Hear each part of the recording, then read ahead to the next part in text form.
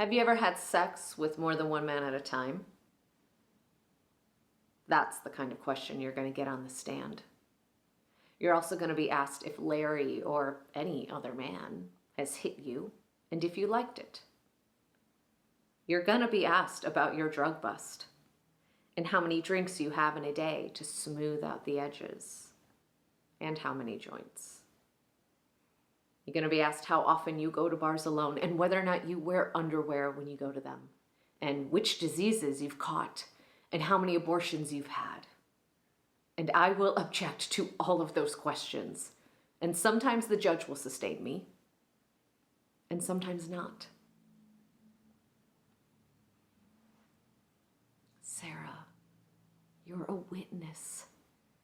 And it's the defense attorney's job to prove that you're a rotten witness because you've got a rotten character.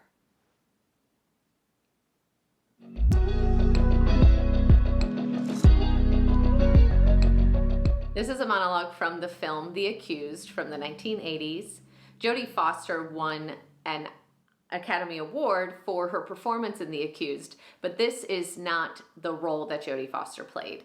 This role was played by Kelly McGillis, and it is a defense attorney, Kathryn Murphy. And Kathryn Murphy is talking to Sarah Tobias, and Sarah is the role that Jodie Foster played. I find this defense attorney very, very interesting in this story. The story is Sarah Tobias was gang raped in a public place in a bar, and basically the entire justice system is failing her.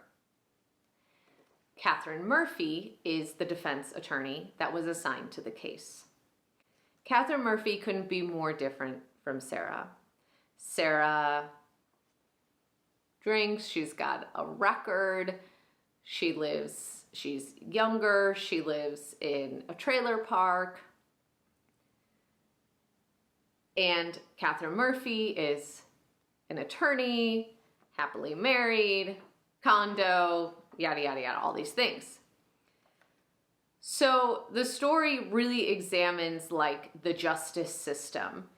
And what I find interesting is both women go on a huge journey in this story because Kathryn Murphy has to combat not only the bias of the justice system against women who are victims of heinous crimes, which still exists today, but she also has to grapple with her own bias against Sarah. And in this scene, Kathryn has gone to Sarah's house because the three men that raped Sarah were let out on bail. Kathryn also discovered that Sarah had lied to her about having a record. So now Kathryn's job is a lot harder, and she needs to explain to Sarah that this is not going to be a slam dunk, regardless of how we feel and how horrible the crime was. This is going to be challenging. So Sarah goes to her house. Kathryn goes to Sarah's house to see if Sarah can actually take the stand. And Kathryn at that moment is like, how do I prepare her for this?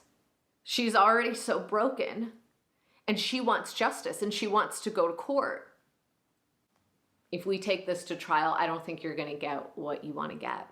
Like, I don't know that these guys will get convicted at all, which is the worst outcome. And so Kathryn's towing that line. Not because Sarah is wrong, but because that's the way the court system works, especially in the 1980s. And this is based on a true story. My God. Kathryn has personal stakes here because number one, I know that this is like a case in the news. This is a case that my name's going to be attached to. So number one, my entire professional reputation is based on this. And number two, this is personal against women.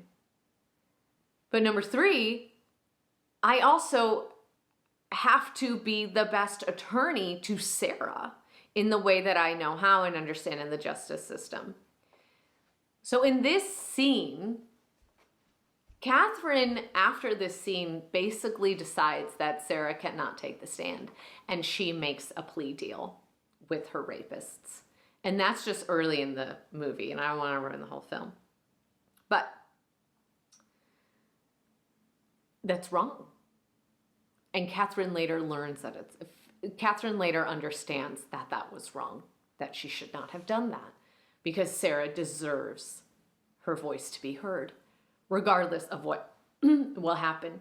And it's a challenging character because she is an attorney, and there's a lot she cannot and will not say to her client, to the public. She walks a very subtle emotional line, but it is not just transactional.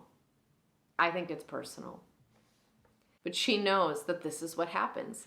The victim gets ripped into, and she's preparing Sarah here. She's testing Sarah here. It's not fair. And Sarah says, this is not fair. She's like, I know it's not. But that is what the defense attorney is going to do. Their job is to make you look less credible. And unfortunately, the way that you just explained some of these things to me, I don't know how that's going to work in your favor. And it's hard. I think that's hard to say. And I love doing pieces like this because that is human. And sometimes we lose the forest through the trees, and we make the wrong call, and we align on the wrong side of what's right and wrong. If you liked this monologue, please give it a like, and we will continue to explore 1,000 monologues together in the 1,000 Monologues Challenge. Thanks so much.